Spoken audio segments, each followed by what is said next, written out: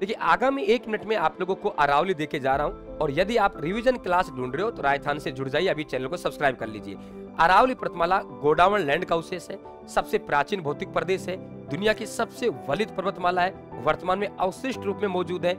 America के अपलेश्वर पर्वतमाला मोड़दार है, इसकी तुलना इससे की गई राजस्थान का भारत का अपलेश्वर पर्वत इसे हम लोग कहते हैं। पालनपुर गुजरात से शुरू होती है, तिरोई उदयपुर से एंट्री करके खेतरी झुंझुनू से बाहर निकलती है और टुकड़ों के रूप में दिल्ली तक पहुंच जाती है। दिल्ली में रायसीना की पहाड़ियां है जहाँ पे राष्ट्रपति भवन बना हुआ है। कुल लंबाई की बात करेंगे 692 किमी है, उसमें से राजस्थान में 550 किमी है। अरावली की समुद्र तल से ऊंचाई 930 मीटर है। अरावली का पिता हम लोग अरब सागर कहते हैं। 50 सेंटीमीटर वर्षा रेखा थार के मरुस्थल को अरावली से अलग करती है। अरावली को महान जल विभाजक रेखा कहते हैं।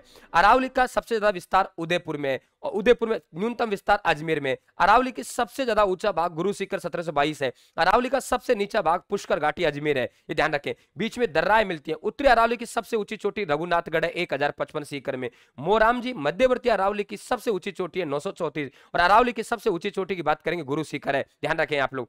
ये अरावली पर्वतमाला अरब सागरीय मानसून के समानांतर है, इस कारण से वर्षा कम होती है। अरावली पर्वतमाला के ऊपर देखेंगे हम लोग तो 16 जिले मरुस्थल के एक सिरोही 17 जिले आ जाएंगे, ध्यान रखें आप लोग। अरावली में हम लोग बात करें कि आपको मोटा अनाज की खेती होती है। अरावली को हम योजना प्रदेश कहते हैं क्योंकि यहाँ पे आप लोगों की बहुत से खनिज संपदा आप लोगों के यहाँ मिलती है। तो बिल्कुल बने रहें, फॉलो करें, हमारे साथ जुड़े, निश्चित तौर से स्मार्ट रिवीजन देके जाएंगे